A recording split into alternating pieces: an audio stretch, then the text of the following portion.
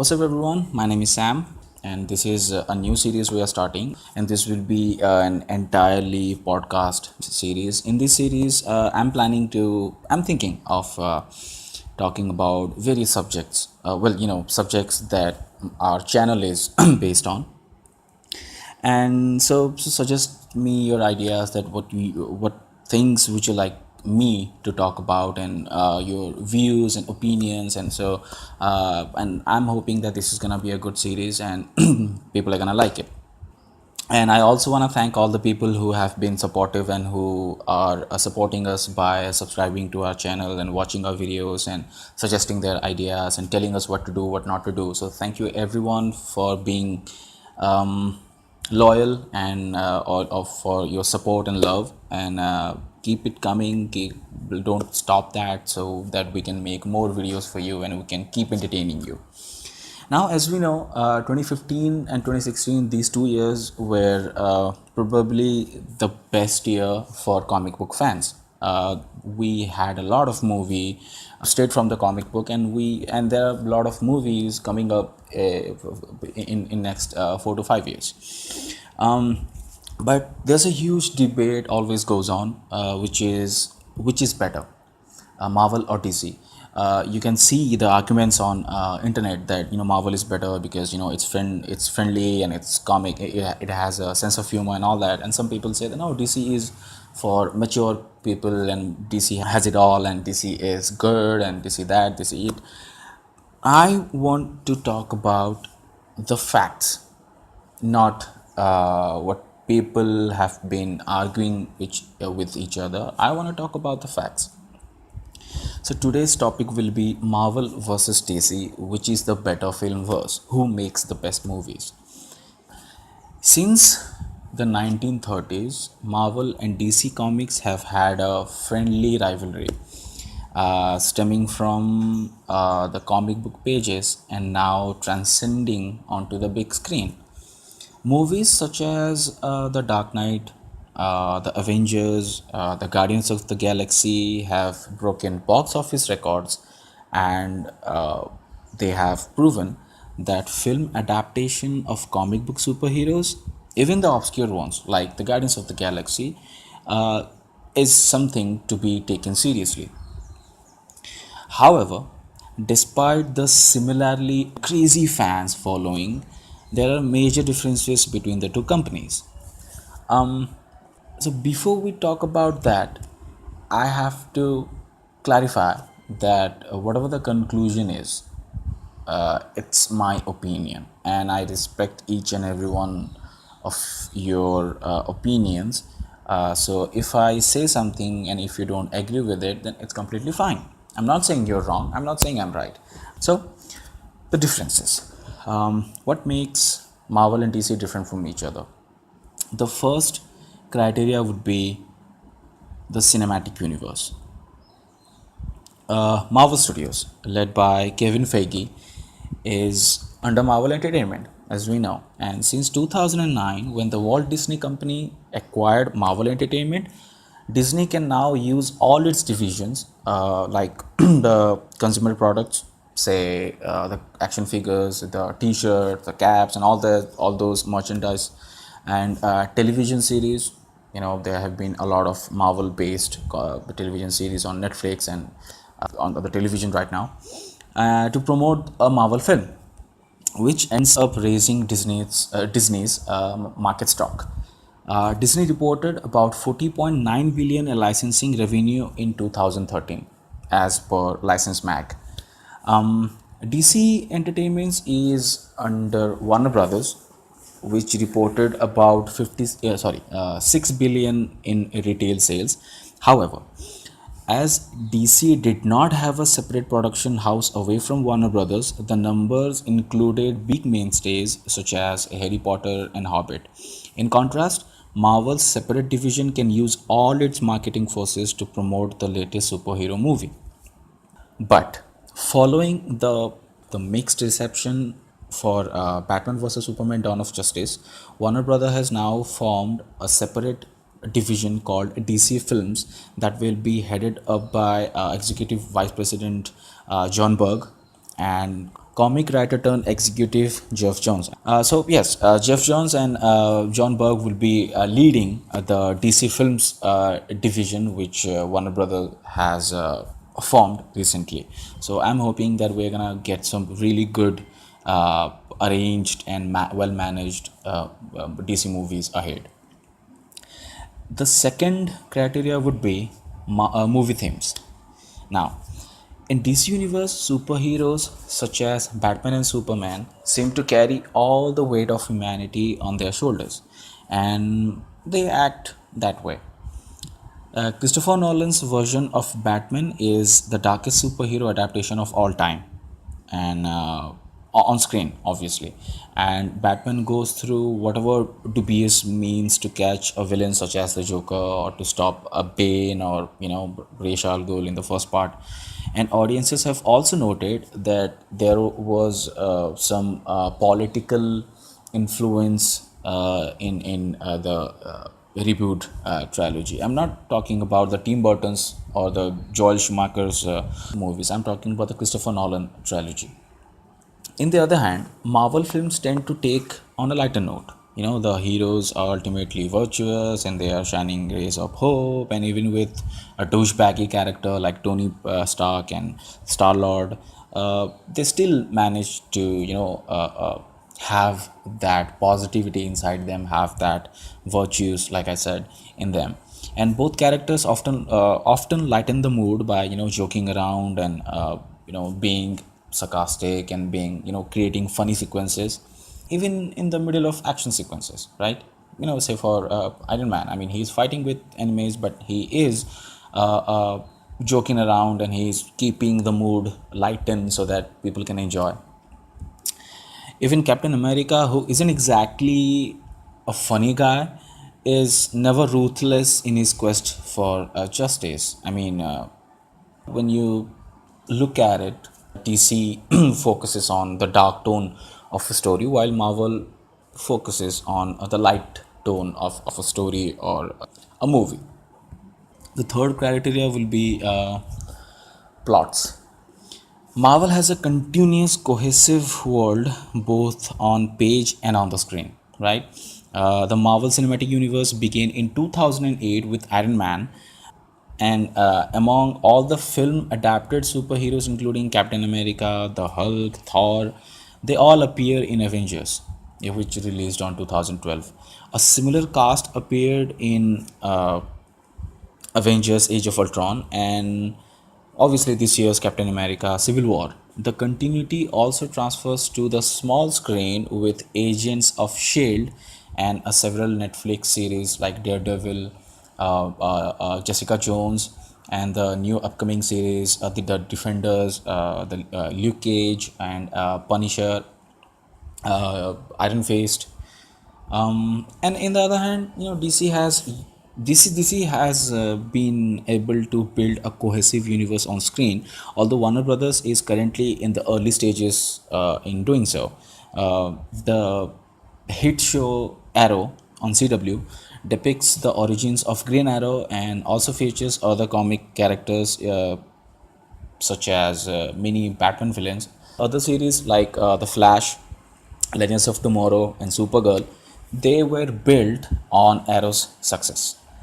While the two movies, Batman vs Superman, Dawn of Justice, and Suicide Squad, will be the biggest attempt at a DC cinematic universe after DC's failure at giving the DC cinematic universe a big push. Obviously, we know that DC has attempted making some big movies, big superhero movies like Catwoman, Green Lantern. If we go back to an older time, and it was Batman and Robin, Batman Forever, and these four movies basically they sucked.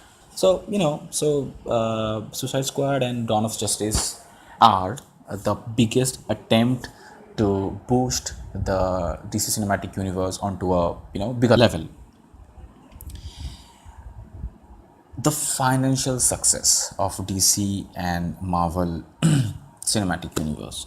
The success of Batman film series, which made about $2.5 billion in global revenue stream from 2005 to 2012 is credited to director Christopher Nolan. Like I said earlier in this podcast, that Nolan's Batman trilogy is the best superhero movie on screen yet. In many ways, the film is a masterpiece, and largely driven by Nolan's ambitious storytelling vision. The same success, however, cannot be said for other films based on DC Comics like Catwoman, Jonah Hex, Watchmen. Watchmen is a good movie, but it didn't work good. It didn't perform well on the box office, and also Green Lantern. Marvel has released consecutive hits. Iron Man made over 585 millions in 2008, and as of 2015, Robert Downey Jr. was the highest paid actor in the world until Dwayne Johnson became the highest paid actor in the world recently in 2016. Guardians of the Galaxy became the top August debut of all time in North America, grossing 94 million. Other films such as Thor made 449.3 million, Avengers the first part made 1.5 billion, Avengers Age of Ultron, which was probably the shittiest Marvel movie ever made after Daredevil, made 1.4 billion. Captain America Civil War has made 1.5 billion, like I said, worldwide. And in contrast, Catwoman made only 82.1 million and Jonah Hex made 10.9 million.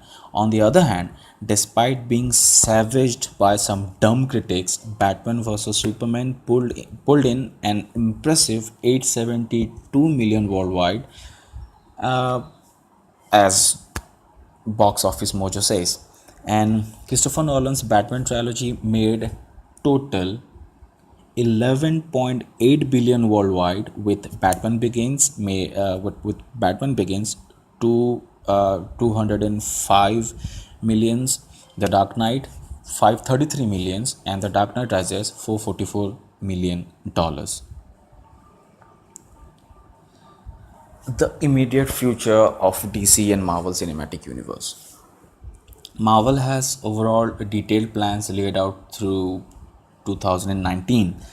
Avengers Age of Ultron opened last summer, and also Ant-Man, while Captain America Civil War premiered this year in May, and Spider-Man Homecoming from Sony Pictures arrives in 2017. DC recently released Batman vs Superman Dawn of Justice, while Suicide Squad is scheduled to release next month. So we talked about all the differences between Marvel and DC Cinematic Universe, and these were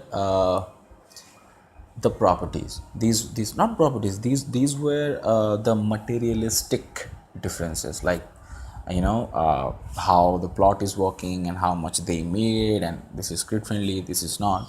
But which one is better? Obviously, everyone loves Marvel.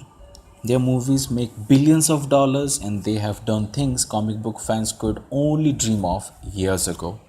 However, something has been lost creatively and artistically in the process Marvel uses to create their giant universe and famous post credit scenes.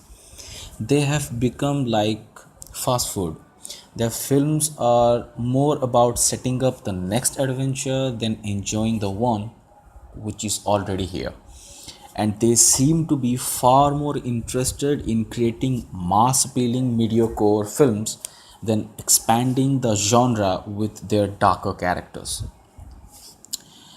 As Marvel makes billions upon billions and recasts actor after actors, let's note that DC and Warner Brothers are jumping into the universe building business. Though they only have one official film apart from this Filmverse, there are a variety of reasons that the DC Filmverse is already far better than the Marvel Filmverse, in my opinion.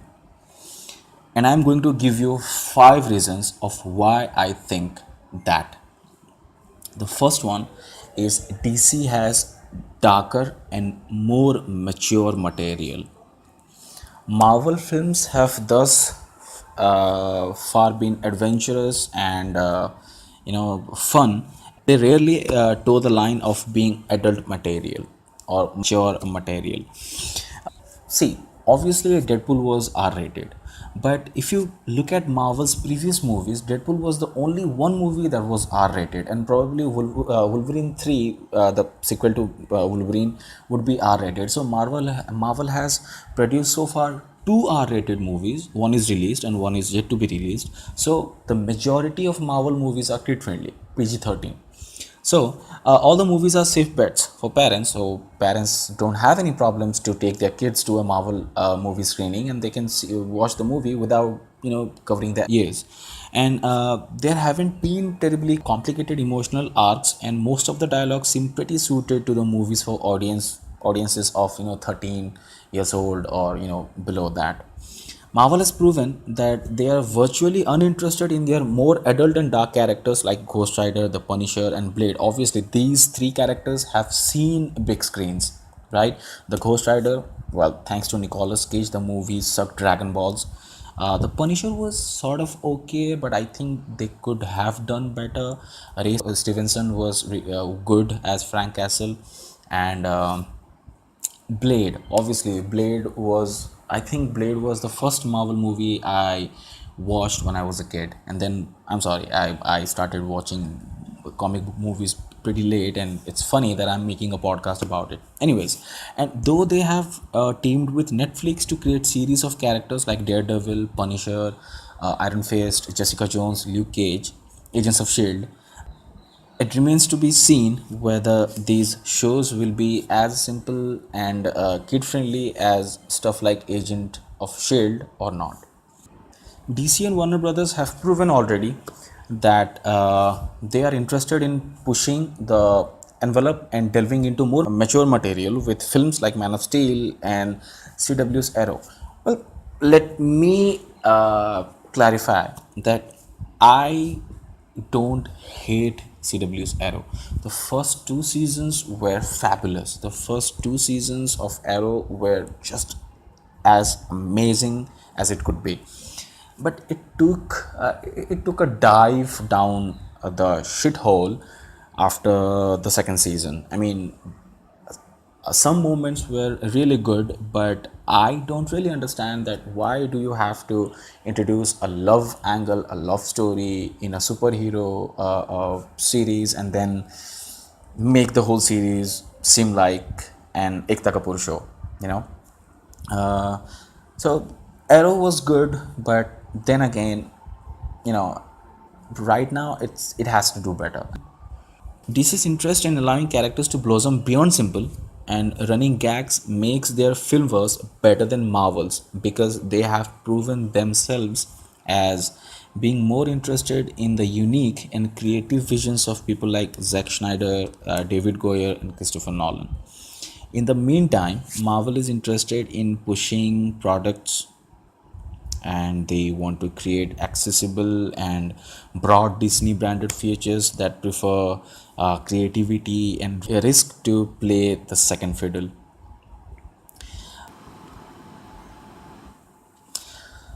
The second reason is DC has more secrecy. Marvel is open about their projects, and I think the most annoying part of Marvel movies is that everyone who is involved in the movie likes to talk about it, and they talk about how big the next superhero movie can be. So if I'm watching Iron Man 4 right now, then my concerns should be on Iron Man 5 or some other Marvel movie which is related to Iron Man 4, and the Iron Man 4 is not going to be the movie that I need to worry about. It's never about enjoying the thing that we are watching right now. Okay, it's always about how the material ties into the next thing and the next thing and so on. And Marvel is open their faces, like I said, and they like to talk about it. DC, on the other hand, has been more quiet.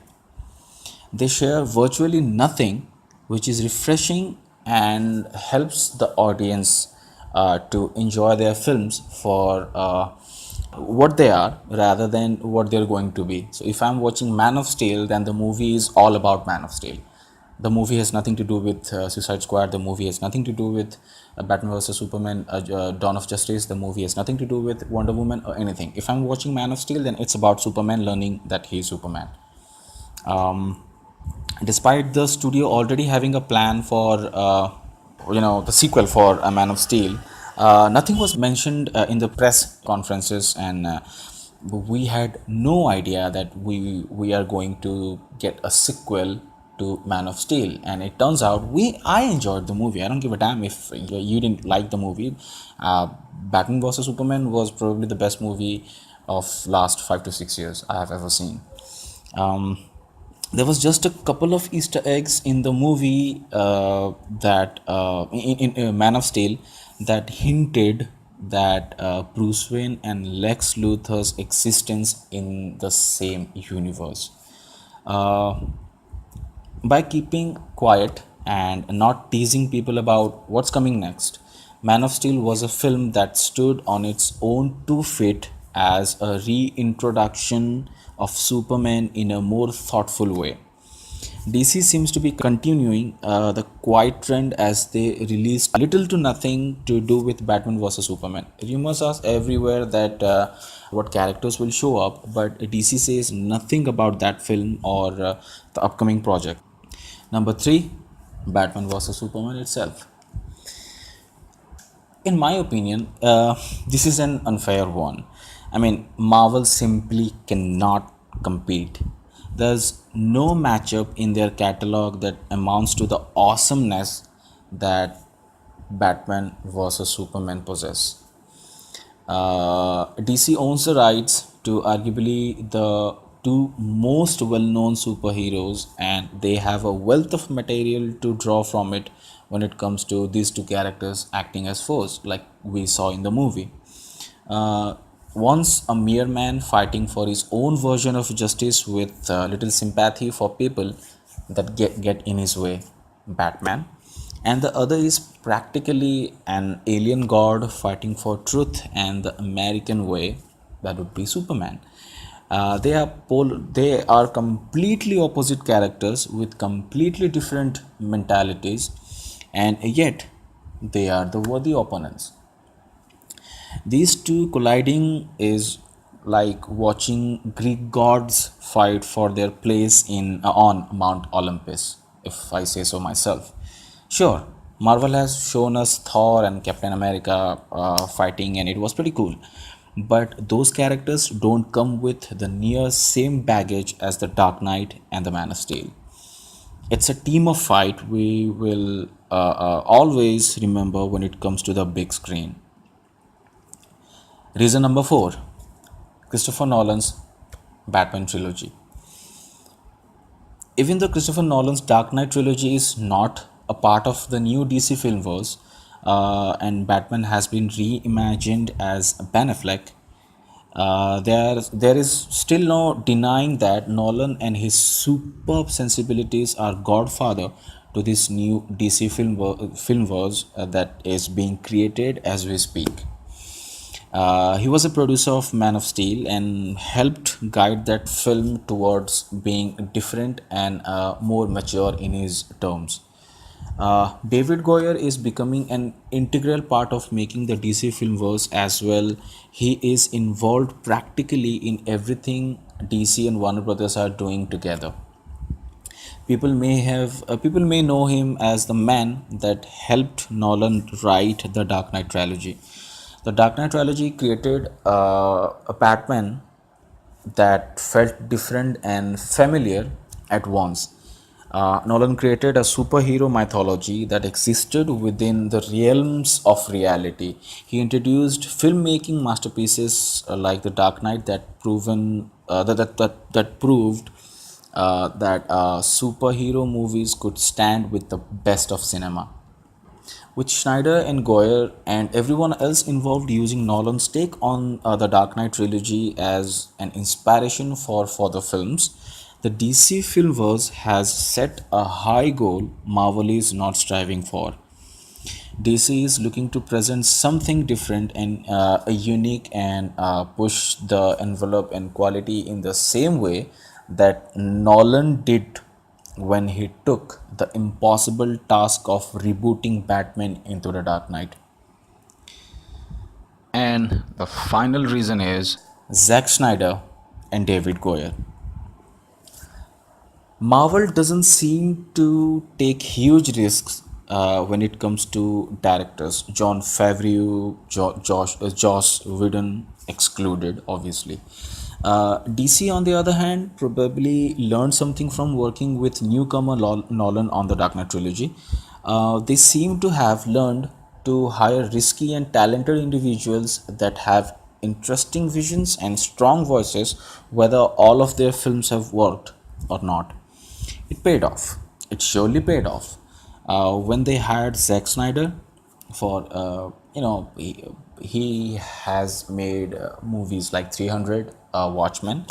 So when they hired Schneider to adapt Superman in Man of Steel, they knew what they were doing, and obviously it paid off. It paid off when they hired Zack Snyder to adapt Superman in Man of Steel, and it also paid off when he came back to direct the sequel to Man of Steel, Batman vs Superman: Dawn of Justice. Obviously, some of you might say that Dawn of Justice was not that good, and Dawn of Justice was too dark, and Batman doesn't kill people, and Superman was portrayed as someone very weak. No, you need to do your research before you watch the movie. Dawn of Justice was a very good movie. The only thing that I don't like about the movie is the Martha scene. Other than that, the movie was fantastic. Obviously, Zack Snyder has been a risky choice from the beginning, as his films don't always stick with the audiences, like Sucker Punch. But he's someone who always has the voice and is known for fighting for creative freedom. Along for the ride is David Goyer, who is dabbling in most everything that DC does these days. He's another filmmaker with a shoddy past, and he has managed to create vibrant scripts with stuff like the Dark Knight trilogy and the first two Blade movies by Marvel. These two big boys have set a standard in the type of filmmakers DC is looking for. They want unique artists that are going to be different no matter what. It's a huge gamble, obviously, but it's nice to see someone taking gambles when it comes to superhero films rather than playing it safe and boring us like Marvel.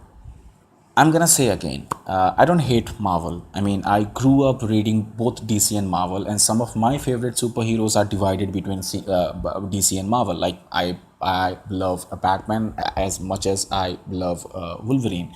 So yes, I love both DC and Marvel. But when it comes to originality, when it comes to a story that can entertain your mature self, I'll always pick DC. Uh, and also because DC has Batman. So, in my opinion, DC's Filmverse, even though it's small and even though it's growing now, and as compared to Marvel, it's a still small universe. I'd still say that DC cinematic universe is the best cinematic universe regarding to anything that we see today. So this concludes today's episode of this podcast. Tell me which one do you like better, Marvel or DC?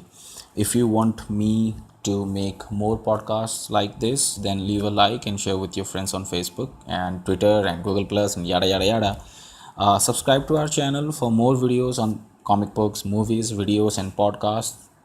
And I have left the links to our previous videos in the description, so do check them out if you want to. And so I'll see you soon. Till then, peace out.